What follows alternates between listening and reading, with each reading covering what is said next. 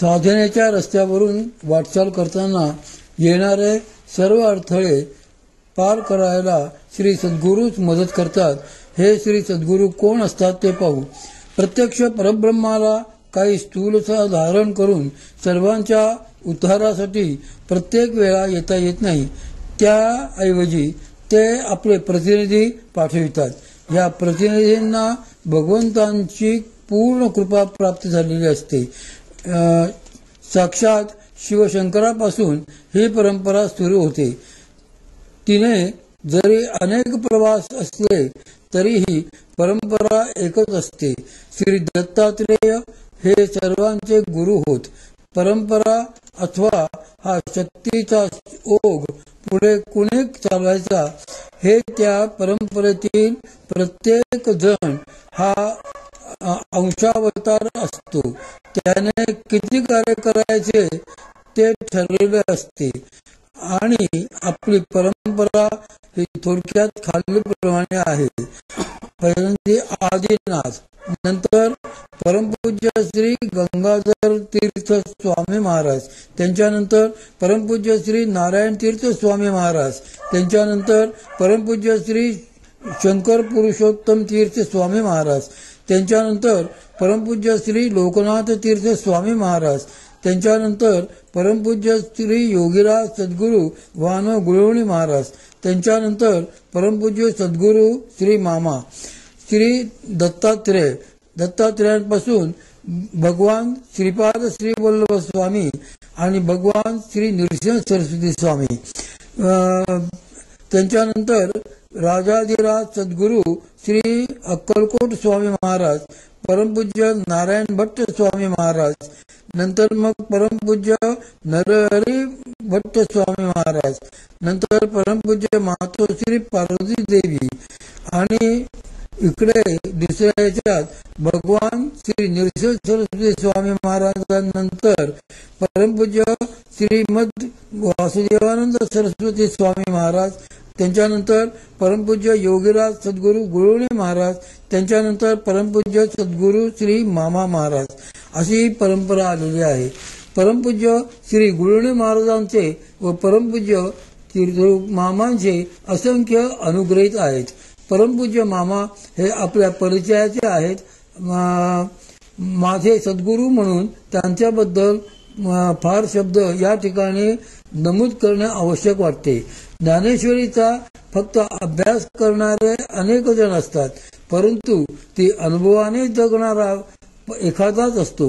परमपूज्य तीर्थरूप मामा हे ज्ञानेश्वरी प्रत्यक्ष जगत होते. त्यांच्या आई परमपूज्य मातोश्री पार्वती देवी यांच्याकडून ज्ञानेश्वरीचा वारसा व वरदहस्त त्यांना मिळाला होता. कर्म योग या गोष्टी त्यांना पूर्ण अवगत होत्या. योगाचा अर्थही ते ठिकठिकाणी फारच बहारपणे लावित असत. नुसताच अर्थ नव्हे तर त्यातील योगार्थही सांगत असत. अत्यंत साधी राहणी, पित्याप्रमाणे प्रेमळ वागणूक, सर्वांबद्दल करुणा, तरी सुद्धा वृत्तीने खंबीर, स्पष्ट, निर्भीड, पूर्णतः निस्वार्थ असे परमपूज्य मामांचे व्यक्तिमत्व होते. असे बाह्य व्यक्तिमत्व एकमेवाद्वितीय असून अध्यात्मशास्त्रानेही संपूर्ण पारंगत होते. अनेक विद्या, भविष्य, आयुर्वेद, हठयोग इत्यादी त्यांना अवगत होत्या.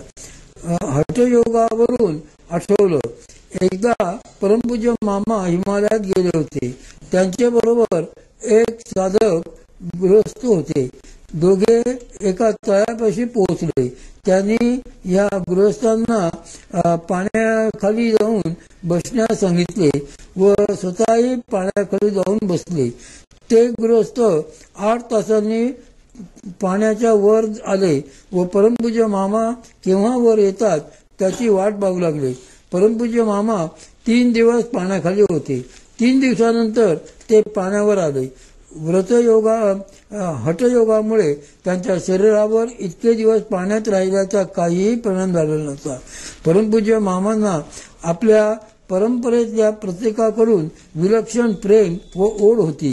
त्यांच्या अफाट पसाऱ्यात सर्वांच्या जयंत्या व पुण्यतिथ्या ते कधीच विसरले नाहीत. आठवणीतले हार फिक्के पेढे आणून यथासांग पूजा ही व्हायचीच.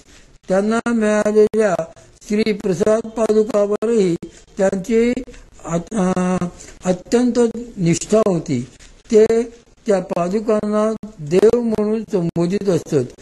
ही गुरुपरंपरा इतकी जाज्वल्य आहे की त्याबद्दल वेगळे काही सांगायची आवश्यकता नाही. परमपूज्य श्रीपाद श्रीवल्लभ स्वामी महाराज, परमपूज्य श्रीमंत नरसिंह सरस्वती स्वामी महाराज, परमपूज्य श्री अक्कलकोट स्वामी महाराज, श्री दत्तात्रेयांचा पूर्ण वरदहस्त लागलेले श्री टेंबे स्वामी महाराज, योगाने परिपूर्ण परमपूज्य श्री गुरुवणी महाराज या सर्वांचा पूर्ण कृपा हस्त असलेले परमपूज्य श्री मामा महाराज अशा एकापेक्षा एक श्रेष्ठ योग्यांची ही परंपरा आहे. हे सर्वजण प्रत्यक्ष ईश्वराचे अवतार असून आपल्या आयुष्यात जगाचा उद्धार करण्याचे कार्य त्यांनी केले आहे. त्यांची प्रसिद्धी आजही असंख्य वाचकांना येत असते. त्यांच्या स्थानांवरही म्हणजे श्री नृसिंहवाडी इत्यादी ठिकाणी आजही सर्व साधक त्यांची प्रसिद्धी घेत असतात. त्यांच्या उपासनेचे फळ त्यांनी लोकोद्धारासाठी वापरले, त्यामुळे ते फळ वाढतच गेले. अशा